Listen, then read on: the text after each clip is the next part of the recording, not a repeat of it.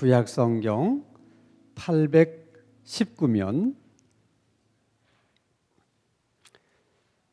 구약성경 819페이지 시편 26편 1절에서 12절까지의 말씀을 제가 한 절 읽고 여러분이 한 절 읽고 함께 교독하겠습니다. 819페이지 시편 26편 1절을 제가 먼저 읽습니다. 내가 나의 완전함에 행하였사오며 흔들리지 아니하고 여호와를 의지하였사오니 여호와여 나를 판단하소서.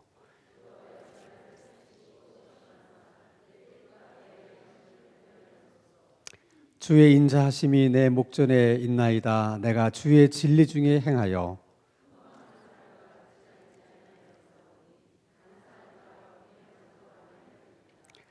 내가 행악자의 집회를 미워하오니 악한 자와 같이 앉지 아니하리이다.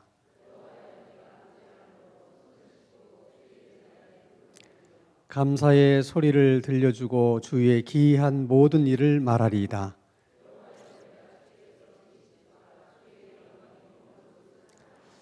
내 영혼을 죄인과 함께 내 생명을 살인자와 함께 거두지 마소서.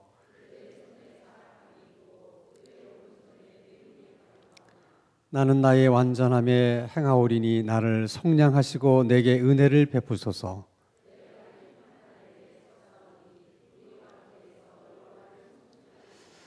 아멘. 살인 사건이 일어났다든지 또 교통사고가 또 일어났다든지 그럴 때 그 사건의 현장에서 그 사건을 정확하게 해석하는 데는 배경이라는 게 중요해요. 이 교통사고가 어떤 배경에서 교통사고를 이렇게 나게 된 것일까? 살인사건도 이것이 우발적인 살인사건일까? 아니면 금품을 노리고 한 살인사건일까? 아니면 또 원한 때문에 또 일어난 살인사건일까? 이 배경을 잘 알아야 그 상황과 사건을 해석하기에 쉬운 거죠. 그것은 하나님의 말씀도 마찬가지예요. 하나님의 말씀을 우리가 이해할 때도 그 말씀이 어떤 배경 속에서 지금 이 말씀이 있는 것인가, 무슨 배경 속에서 이 말씀을 하시는 것인가 하는 것을 알면 훨씬 더 그 말씀을 우리가 이해하는 데 도움이 됩니다. 근데 시편의 말씀도 그래요. 그러니까 이 시편을 노래하게 된 우리가 배경을 알면 그래서 이렇게 이런 시편을 이렇게 노래할 수밖에는 없었겠구나 하는 것을 우리가 이제 알 수 있는 것이죠. 그런데 모든 것을 우리가 다 이렇게 배경을 알아서 또 우리가 이해하게 되는 건 아닙니다. 왜냐하면 시편의 말씀도 읽다 보면 배경이 잘 나타나 있는 시편의 말씀이 있는가 하면 도대체 무슨 어떤 배경 속에서 이런 시편이 기록되고 이런 시편의 노래가 이렇게 불리워지게 됐는지 도무지 알 수 없는 그런 시편의 말씀도 있어요. 이제 오늘과 같은 말씀은 우리가 배경을 잘 알 수 없는 그런 시편 중에 하나입니다. 이런 경우에는 이제 추정하는 수밖에 없죠. 아마도 이런 배경 속에서 아마 이 시편을 노래하게 된 것이 아닐까. 그렇게 이제 추정하게 만드는 이제 구절들을 우리가 이제 눈여겨 보게 되는 것입니다. 그래서 오늘 이 시편의 말씀도 보면 1절의 말씀을 우리가 좀 유심히 살펴보면 그 배경이 될 만한 그런 어떤 그 분위기를 우리가 이제 느끼게 되는데 1절 말씀을 한번 같이 읽겠습니다. 시작. 내가 나의 완전함에 행하였사오며 흔들리지 아니하고 여호와를 의지하여 싸우니 여호와여 나를 판단하소서. 자, 거기 보면 지금 이 시편 기자가 흔들리고 있다는 것을 우리가 느끼게 됩니다. 흔들리고 있기 때문에 본인이 뭐라고 말하고 있는 거예요? 내가 흔들리지 않는다. 지금 흔들리고 있는 상황이죠. 지금 내가 흔들리고 있는 상황이라고 하는 것은 누군가가 나를 어떻게 흔들고 있다는 거죠. 누군가가 나를 흔들 때 내 입장에서는 그것이 유혹이 될 수가 있고 또 흔드는 그 자체가 나에게는 어떻게 시험이 될 수가 있는 거예요. 자, 그럴 때 다른 사람이 나를 흔들 때 나는 그것에 대해서 어떻게 반응을 보여야 되는 것일까? 성경은 그걸 우리들에게 얘기하고 싶은 거예요.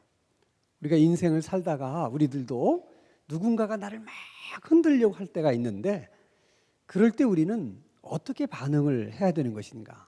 하나님은 그럴 때 우리가 어떻게 반응하기를 원하시는 것일까?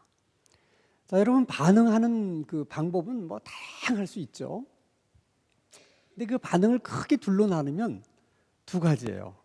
하나는 반사적인 반응이 있습니다.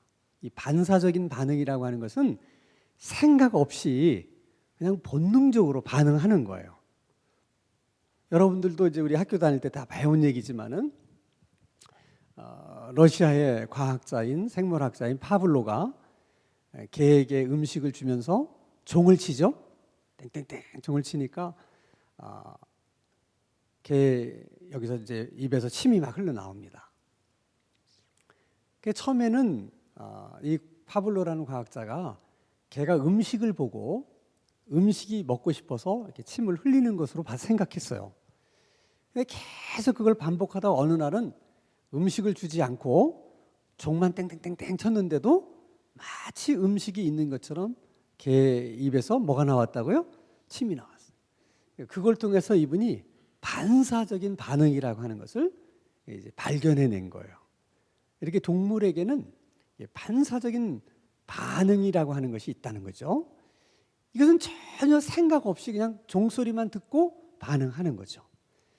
우리들도 마찬가지예요. 어떤 사건이 딱 벌어졌을 때 생각 없이 마치 개처럼 그냥 반사적으로 그렇게 반응하는 경우가 있습니다. 일반적인 경우는 대개 다 그렇게 반응하는 거죠. 누가 나를 화내게 하면 우리는 그냥 생각할 것도 없이 어떻게 화를 벌컥 냅니다. 그게 반사적인 반응인 것이죠. 그런가 하면 어떤 자극이 주어졌을 때 이렇게 흔들린다든지 누가 이렇게 자극이 주었을 때 한 번쯤 생각해보고 반응하는 거예요. 이걸 신앙적인 반응이다 그렇게 얘기합니다. 한 번쯤 생각하고 반응하는 거죠. 그러니까 하나님께서는 하나님을 믿는 그 하나님의 자녀들이 여러 가지 이런 조건에 직면하게 됐을 때 개처럼 그냥 반사적으로 반응하지 말고 어떻게 한 번쯤은 생각해보고 반응하기를 원하신다는 거예요. 자, 그래 이 시편 기자도 누군가가 막 지금 흔드는 상황인데 반사적으로 반응하지 않았어요. 만약에 누가 흔드는데 반사적으로 반응을 하면 어떻게 우리가 반응하게 됩니까? 왜 흔드는 거야? 이렇게 얘기할 수 있지. 네가 나를 뭘로 보고 흔드는 거야? 뭐 이렇게 얘기할 수도 있고 그게 이제 반사적인 반응이에요. 그러면 신앙적인 반응이라고 하는 것은 어떤 것인가? 시편 기자가 반응한 걸 우리가 보면 알 수 있죠. 2절 같이 읽습니다. 시작. 여호와여 나를 살피시고 시험하사 내 뜻과 내 양심을 어떻게 단련하소서. 왜 나를 흔드는 거야? 이렇게 얘기를 하지 않고 하나님 앞에 뭐라고 얘기하냐면 나를 단련하소서. 자, 흔드는 거하고 내가 하나님 앞에 단련을 받는 거하고 무슨 관련이 있어서 이렇게 얘기하는가? 그게 바로 흔드는 것 사이에 이 시편 기자가 뭔가를 생각한 거예요. 그랬기 때문에 이런 반응을 보이는 것이죠. 그러면 그 시편 기자가 흔들 때 뭘 생각했느냐? 지금 저 사람이 나를 흔드는 것을 시편 기자는 어떻게 생각했냐면 하나님이 내가 믿음이 있는지 없는지를 테스트해 보기 위해서 저 사람을 통해서 나를 지금 흔드는 것이다. 이렇게 이해를 한 거예요, 이분은. 시편 기자는. 그래서 하나님, 내가 그렇게 믿음지가 않으십니까? 내가 그렇게 믿음지가 않으셔서 정말 내가 믿음이 있는가를 확인해 보고 싶어서 이렇게 저 사람을 통해서 나를 흔드시는 것입니까? 그렇다면 하나님, 제가 달게 받겠습니다. 하나님 보시기에 내가 부족하다면 이번 기회를 통해서 나를 어떻게 단련해 주시기 바랍니다. 그래서 정말 하나님이 원하시는 그런 믿음의 사람이 저는 되고 싶습니다. 하나님 그렇게 해 주십시오. 그렇게 반응을 보이는 거예요. 여러분, 하나님을 믿는 사람들은 그렇게 신앙적으로 반응을 하게 되면 항상 문제가 있을 때 그 문제를 흔든 그 사람하고 계산하고 그 사람하고 해결하려고 하질 않고 누구하고? 하나님하고 계산하고 하나님하고 해결하려고 한다는 거예요. 이것이 신앙인의 자세라는 거예요. 왜 그게 중요하냐? 만에 하나 정말 이 시편 기자의 생각처럼 하나님께서 내가 믿음이 있는지 믿었지가 않아서 나를 시험해 보시려고 그를 통해서 나를 흔든 거라면, 내가 그 사람하고 계산하고 그 사람하고 다 한다고 그런다 하더라도 그 문제로 해결이 돼야 안 돼요? 안 되는 거예요. 하나님이 나에게 믿음이 있는가를 시험해 보시기 위해서 한 일이라면 그건 하나님하고 계산해야 해결되는 문제지, 그 사람하고 해결해서 해결되는 문제가 절대로 아니라는 거예요. 그러니까 그 사람은 미워해봤자 소용이 없는 거예요. 그 사람에 대해서 분노해봐도 소용이 없는 거예요. 근데 그럴 수 있는 가능성이 언제나 하나님을 믿는 우리들에게는 있는 거예요. 그러니까 그럴 수도 있기 때문에 언제나 우리는 먼저 하나님의 관점에서 또 하나님과의 관계 속에서 생각해 봐야 되는 거예요. 그리고 반응해야 돼요. 모든 사건을 1차적으로는 그렇게 생각하셔야 돼요. 남편이 여러분 성질을 긁었다. 그럼 어떻게 하시겠어요? 우리는 그러면 늘 같이 살았던 사람이니까 그냥 반사적으로 나오죠. 그렇게. 그때도 반사적으로 하지 말고 어떻게 하라고? 한 번쯤 생각해 보라는 거예요. 왜 남편이 이렇게 내 성질을 긁는 것일까? 혹시 하나님이 나의 어떤 부분이 미덥지가 않아서 그 부분을 확인해 보시려고 또 우리 남편을 충동시키셔서 나를 이렇게 내 성질을 건드리시는 것일 수도 있겠다. 이렇게 생각해야 돼. 그렇게 생각하고 하나님 앞에 시편 기자처럼 정말 하나님이 내가 미덥지가 않으셔서 그러신다면 저는 달게 받겠습니다. 남편이 100번이고 1000번이고 내 성질을 긁는다 하더라도 저는 다 달게 받겠습니다. 그렇게 해서라도 하나님이 원하시는 그런 믿음으로 나를 단련해 주십시오. 그러면 괜한 남편을 미워하지 않고 마음의 평안도 있을 수 있고, 정말 또 하나님이 그런 것이라면 또 하나님이 그렇게 나를 단련시켜 주시는 것이죠. 그러니까 모든 사건을, 자식과의 관계에 있어서도 항상 그렇게 생각하라는 거예요. 그렇게. 그것이 이제 신앙적인 반응이라는 거예요. 자, 그러면 이제 우리가 궁금한 것은 왜 어떤 사람이 지금 이 시편 기자를 흔들었는지는 잘 모르겠지만은 왜 흔들었을까? 그리고 왜 이 시편 기자는 흔들림을 받게 된 것일까 하는 거죠. 궁금하죠? 3절과 4절을 한번 보겠습니다. 3절 같이 읽겠습니다. 시작. 주의 인자하심이 내 목전에 있나이다. 내가 주의 진리 중에 행하여. 그게 중요해요. 내가 주의 진리 중에 행하여. 그러니까 내가 하나님의 말씀대로 살려고 하였더니, 그 얘기죠. 그랬더니 허망한 사람과 같이 앉지 아니하였사오니 간사한 자와 동행하지도 아니하리이다. 그러면 이렇게 보면 누가 지금 그 사람을 흔들고 있는 거예요? 허망한 사람, 그 다음에 간사한 자. 이런 자들이 지금 시편 기자를 흔들고 있는 거예요. 왜 흔들고 있다고요? 그렇죠. 시편 기자가 그들처럼 살지 않고 어떻게? 하나님의 말씀대로 살려고 했기 때문에 지금 그들이 흔들고 있다는 거죠. 그게 참 중요한 거예요. 그러니까 여러분, 세상 사람들이 가지는 일반적인 생각은 다 이렇게 같아지기를 원해요. 그래야지 마음이 편안한 거예요. 신호등을 건널 때도 빨간불인데 다 같이 건너면 마음이 편안해요. 그러니까 다 그렇게 되기를 바라는 거예요. 그러니까 다 같이 건너는데 한 사람만 안 건너고 있어. 그럼 엄청 미워, 그 사람이. 그럴 수밖에 없어요. 그놈 때문에 우리가 잘못하고 있다는 게 이렇게 비교가 되잖아요. 그게 싫은 거예요.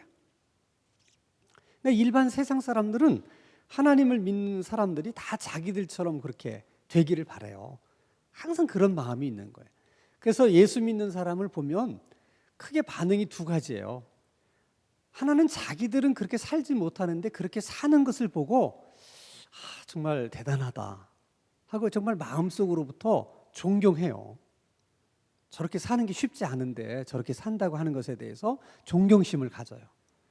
아니면 자기하고 같이 살지 않는다는 것에 대해서 분노해요. 니까지 이게 뭔데? 네가 뭐 별 수 있냐 너라고. 그리고는 자기들하고 같이 놀지 않는다는 것에 대해서 분노해가지고 여러 가지로 괴롭히는 거예요. 그러니까 예수 믿는 사람들은 숙명적으로 둘 중에 하나를 겪으면서 살아가는 거예요. 존경을 받든지 아니면 미움을 받든지. 그래서 항상 갈등이 있는 거예요. 갈등이. 그런 현상이 제일 많이 나타나는 곳이 군대예요. 군대. 이제 군대를 가면 교회 다니시는 분도 있고 안 다니시는 분도 있잖아요. 근데 지금은 이제 군대가 많이 좋아졌습니다만은 제가 군 생활을 할 때만 하더라도 군대는 좀 이상한 곳이에요. 그래가지고 술을 전혀 못 먹는 사람도 꼭 술을 마시게 만들어요. 그리고 너 진짜 총각이냐? 그 진짜다 그러면 꼭 데리고 나가서 총각 딱지를 띄게 만들어요. 아주 참 그래요. 그런데 그렇게 하려고 많이 시도를 합니다. 어떤 경우는 아예 중대장이 그걸 지원해줘 가지고 그렇게 이 총각 딱지를 떼게 하기 위해서 이렇게 일부러 이렇게 외박을 내보내 주는 경우도 있고 그렇습니다. 참 그 세계를 이해한다는 게 참 쉽지 않아요. 그런데 저는 교회를 다니기 때문에 그럴 수 없습니다. 그러면 이제 그때부터 이제 그 뭐 괴롭힘을 당하는 거야. 뭐 얼마나 괴롭히는지 몰라요. 교회 갈 시간만 되면 뭐 청소하라 그러고 가만히 있다가 다 이제 교회 가려고 이제 군복을 깨끗한 걸로 입고 가면 꼭 연탄 창고로 불러가지고 그 연탄 그 나르는 그 더러운 장갑으로 일부러 손에 장갑을 끼고 그걸로 툭툭 칩니다. 이런데 온통 연탄 자국이 이제 생기면 어떻게 교회 가겠습니까? 자, 그럴 때도 여러분 반응은 두 가지로 나타나요. 내가 군 생활을 편히 하려면 별 수 없다. 뭐 이 사람들이 하자는 대로 해야지. 그래서 그냥 그 사람들이 하자는 대로 하면 편안해져요. 그리고 그 사람들이 잘해줍니다. 이제 너도 우리와 한 통속이 되었다. 이래가지고 챙겨도 주고 잘해줘요. 그게 유혹이죠. 근데 오히려 그렇게 힘들게 하면 사람이 오기가 생겨요. 그래가지고 네가 어떻게 하든지 난 교회 간다. 그래가지고 막 오기가 생겨가지고 얻어맞으면 더 신앙심이 좋아져. 그 사람 심리가 묘해요. 정말 그렇습니다. 그래서 핍박을 받으면 둘 중에 하나로 하나님이 믿는 사람들이 나눠지는 거예요. 그래서 그 핍박 때문에 그냥 편한 길을 가는 사람이 있고 오히려 그냥 오기가 나서 더 열심히 믿는 사람들이 있어요. 참 이상하죠? 그래서 여러분 가정에서도 보면 부모님이 믿지 않았을 때 핍박을 받으면서 교회 다닐 때는 그렇게 열심히 교회 다니는 사람들이 나중에 부모님 전도해놓고 다 예수 믿으니까 잘 교회를 안 나와. 그게 이상한 거예요. 그러면 이 시편 기자는 지금 그런 상황 속에서 이제 그런 반응을 보여서 뭘 얻었을까 하는 게 또 궁금한 거예요. 제가 이제 여러분들한테 여러 번 말씀을 드리지만은 이제 물리학의 질량 불변의 법칙이라는 게 있어요. 그러니까 어떤 물질의 화학적인 변화가 일어났을 때 그 변화가 일어나기 전과 일어난 후에 질량에는 변함이 없다. 이게 굉장히 중요한 법칙이에요. 예를 들어서 뭐 성냥개비가 있지 않습니까? 성냥 나무가 있고 앞에 이제 동그랗게 이제 그 뭐가 붙어 있잖아요. 이제 탁 키면 다 타잖아요. 타면 jet밖에 남는 게 없어요. 그래도 그 연기로 날아간 물질을 다 이렇게 날아가지 못하게 잡아가지고 그걸 다 계산해 보면 원래 성량의 무게하고 똑같다는 거예요. 모든 물질은 그렇게 화학적인 변화와 그 전과 후가 똑같다는 거예요. 질량에는 변함이 없다. 그게 여러분 삶 속에도 그런 질량 불변의 법칙이라는 게 있어요. 그러니까 사람은 뭐든지 잃어버리는 것이 있으면 반드시 그것 때문에 얻게 되는 것이 있고, 얻는 것이 있으면 그 얻는 것 때문에 또 잃어버리는 게 있어요. 항상 그렇습니다. 그래서 얻은 것과 잃은 것이 항상 있는 거예요, 같이. 그래서 우리의 관심은 뭐냐면 잃어버렸다, 얻었다, 그 자체가 중요한 것이 아니라 어떤 것이 우리에게 더 가치 있는 것이냐 하는 거예요. 잃어버린 것이 더 나에게는 소중한 것이었는가, 아니면 얻은 것이 나에게 더 소중한 것인가 하는 것을 우리는 항상 생각해야 돼. 그러니까 여러분 살아가면서 뭔가를 얻었다고 해서 마냥 좋아만 하지 말고, 내가 이것을 얻기까지, 이것을 내가 얻는 과정 속에서 내가 뭔가 잃어버린 것은 없는가를 항상 생각해야 돼. 항상 생각해야 돼요, 여러분. 많은 경우에 이제 돈을 많이 버시는 분들은 그 돈을 많이 벌어서 좋은데 그 돈을 많이 버는 과정에서 잃어버리는 것들이 많아요. 뭘 많이 잃어버리겠어? 사람을 많이 잃어버려요. 그럴 수밖에 없어요. 모질게 하지 않고는 그렇게 많은 돈을 벌 수 있어요, 없어요? 없는 거예요. 그러니까 돈 많이 벌었다고 마냥 좋아할 일만이 아니라니까. 그것 때문에 얼마나 많은 사람을 아프게 하고 얼마나 많은 사람들을 잃어버렸는지, 그것이 얼마나 중요한지도 함께 생각해야 된다는 거야. 항상 믿는 사람들은.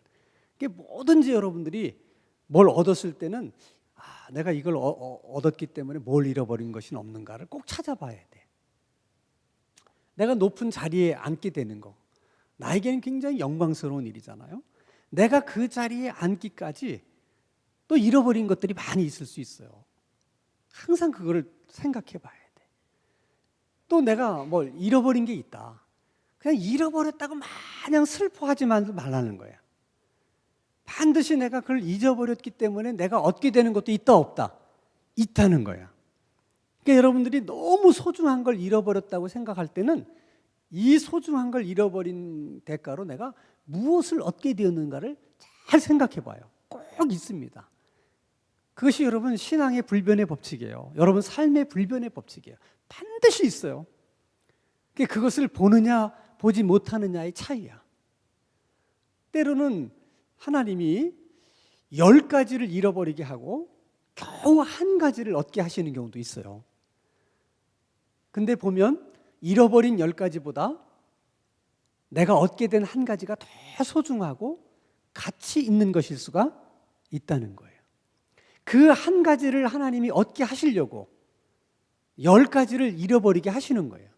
그 10가지를 잃어버리지 않고는 내가 그 한 가지를 얻을 수 없기 때문에 그런 일들이 있을 수 있는 거예요. 그러니까 얻었다고 마냥 좋아하지만 말고 잃었다고 마냥 슬퍼하지만도 말자는 거예요. 항상 하나님은 잃었을 때 주는 것이 있고 얻었을 때 잃게 하시는 것도 있다 하는 것을 항상 생각해. 자, 그러면 이 시편 기자 같은 경우에는 뭘 잃어버렸고 뭘 얻었을까? 자, 여러분 막 흔들릴 때 그게 힘들어서 그 사람들하고 그냥 같이 돼버리면 무엇을 얻고 무엇은 잃어버리게 됩니까? 네? 얻게 되는 건 뭐가 있어요? 편안해지죠. 뭐 더 이상 흔들리기가 없으니까 편안해지고, 또 그 사람들의 지지도 받을 수 있고, 그렇죠? 동정도 받을 수 있고, 그런 것은 얻을 수 있어요. 반면에 뭘 잃어버리게 돼요? 신앙은 잃어버리게 되는 거죠. 근데 그들이 막 흔들 때 내가 그 흔들림에 내가 거부를 하면 그러면 내가 잃어버리는 건 뭐가 있습니까? 그들의 지지를 얻을 수가 없죠. 그렇죠? 동정도 받을 수가 없어요. 그러나 반면에 무엇을 얻을 수 있어요? 믿음은 얻을 수 있고 하나님에 대한 충성은 얻을 수가 있는 거예요. 그게 어떤 것이 나에게도 소중하냐는 거예요. 편안함이냐, 그들의 지지냐, 아니면 믿음이냐, 하나님에 대한 충성이냐, 이거를 잘 생각해야 되는 거죠. 나는 이것이 더 소중하다고 생각하면 이걸 버리고 나는 이것을 얻는 쪽으로 선택해야 되는 거예요. 이 시편 기자는 그래서 잃어버린 것이 많은데 또 자기가 얻게 된 것이 있다는 것을 고백을 해요. 그 고백이 굉장히 소중한 고백이에요. 7절과 8절을 보겠습니다. 7절 같이 읽습니다. 시작. 감사의 소리를 들려주고 주의 기이한 모든 일을 말하리이다. 누구에게 그렇게 한다는 거예요?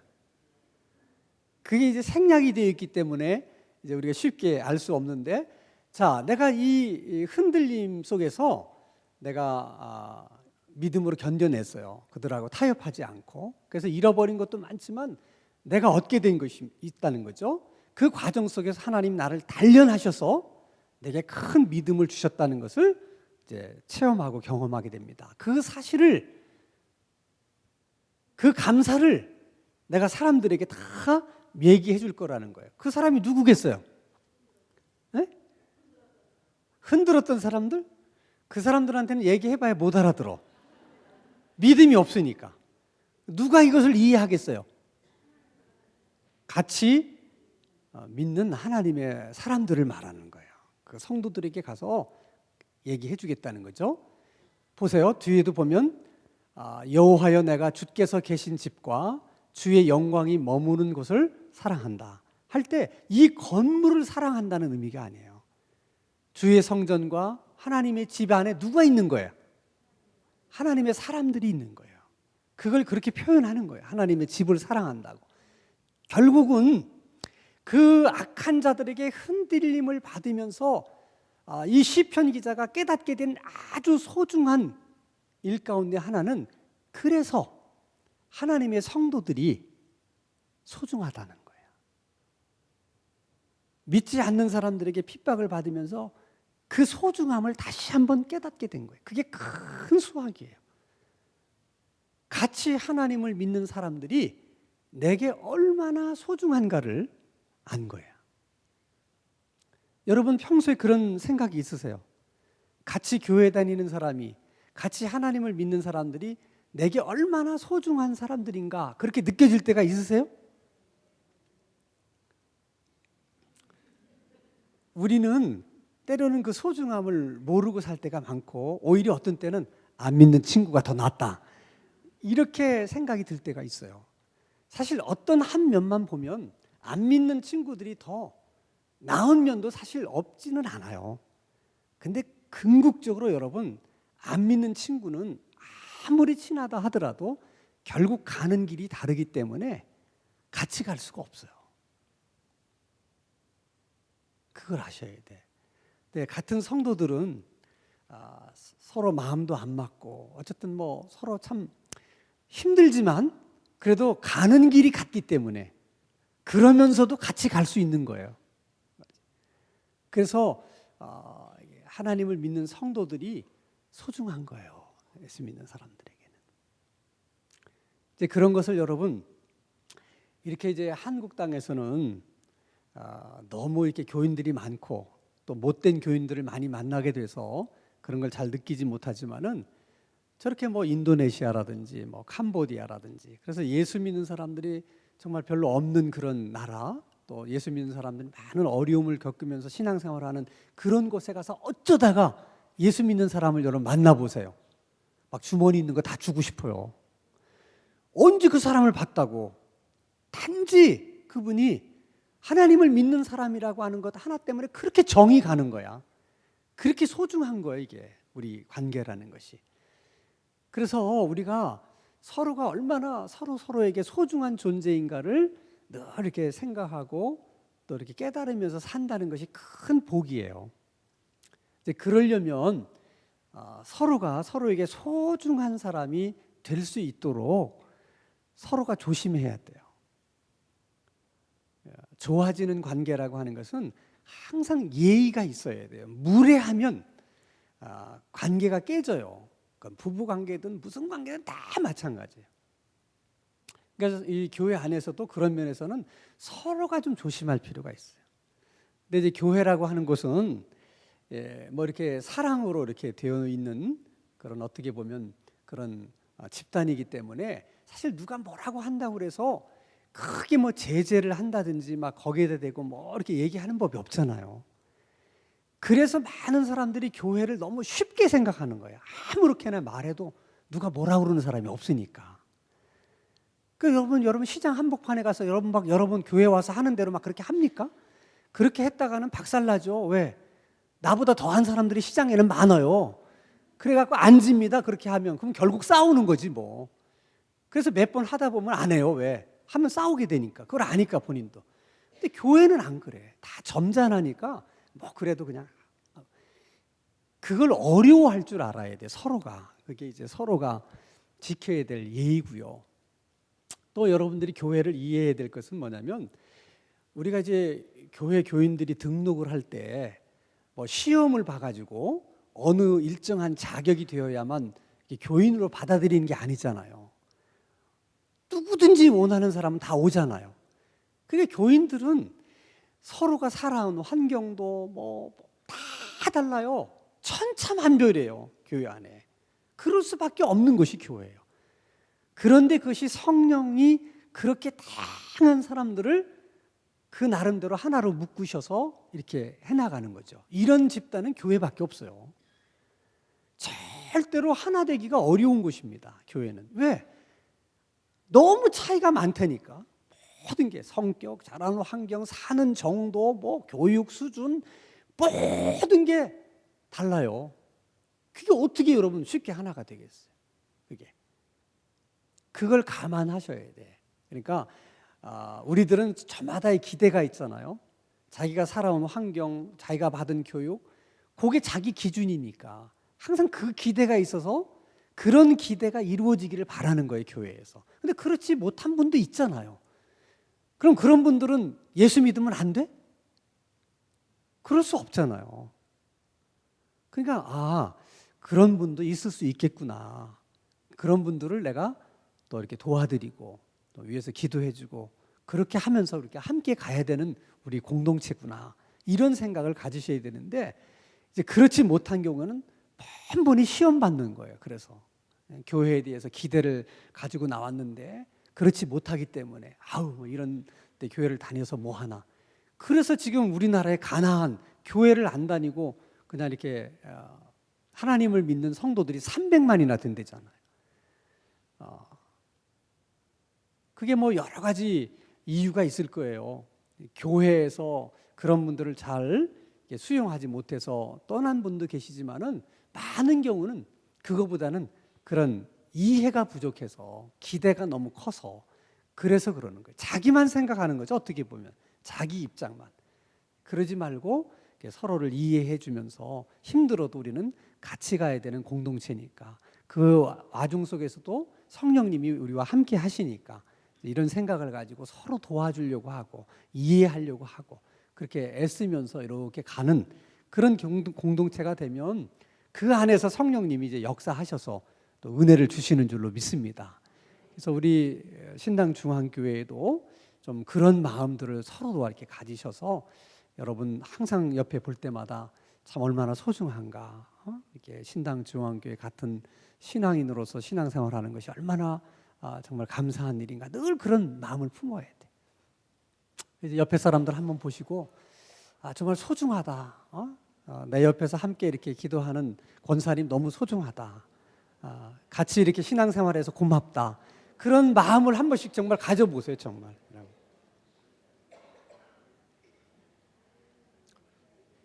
정말 우리는 소중한 존재입니다. 소중한. 자, 시편 기자가 이런 과정을 다 겪은 다음에 제일 마지막 절에 이렇게 신앙으로 고백을 해요. 항상 휘날레가 좋아요. 자, 마지막 절 12절 한번 같이 읽겠습니다. 마지막 절 좀 한번 띄워주세요. 12절. 없어요? 자, 12절 같이 한번 읽겠습니다. 12절 같이 읽습니다. 시작. 내 발이 평탄한 데에 섰사오니 무리 가운데에서 여호와를 송축하리라. 어떻게 보면 말이 잘 안 맞아요. 왜냐하면 지금 시편 기자가 막 사람들이 흔들어서 흔들리는 입장에 있잖아요. 그럼 흔들리는 입장에 있으면 평탄한 데 서 있다고 말을 하면 안 되고 어떻게? 비탈에 서 있다. 이렇게 말해야 되는 거거든요. 근데 시편 기자는 그렇게 말하지 않고 그 사람들이 나를 막 흔드는데도 불구하고 나는 평탄한 데 서 있다. 그 말은 뭐냐면 흔들리지 않는다는 거예요. 왜? 하나님이 나를 붙들고 계시기 때문에. 그 고백이거든요. 이게 참 여러분 얼마나 중요한 고백인지 몰라요. 그러니까 여러분 인생을 살 때 내가 비탈진 곳에 서 있느냐 평탄한 곳에 서 있느냐는 환경은 별로 중요하지 않다는 거예요. 응? 다시 말하면 사람들이 나를 흔드느냐 흔들리지 않느냐는 그런 환경은 별로 중요하지 않다는 거예요.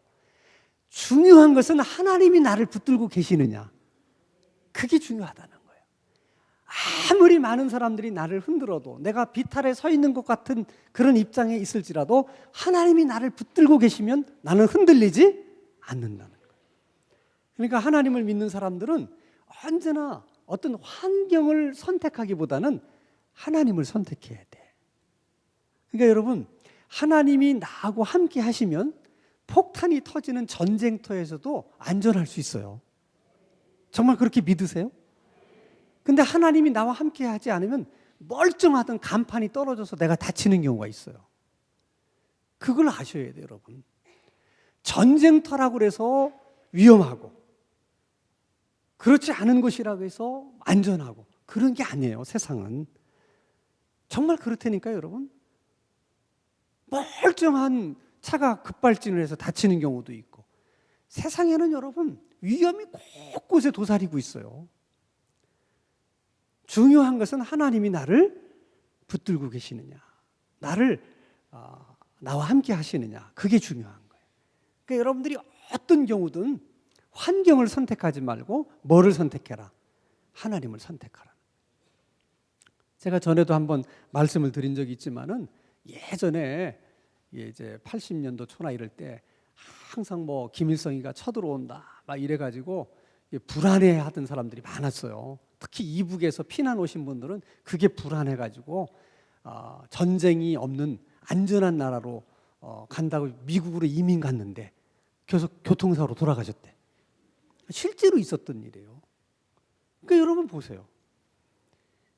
미국이라고 해서 안전한 나라입니까? 그게 아니라니까요. 중요한 것은 김일성이가 쳐들어와도 하나님이 우리나라와 함께 하느냐, 우리를 지켜주느냐, 그게 중요한 거예요. 안전한 나라로 가도 하나님이 지켜주지 않으면 소용이 없는 거야. 항상 그런 마음으로 하나님을 선택할 수 있는 저와 여러분이 되시기를 주님의 이름으로 축원합니다.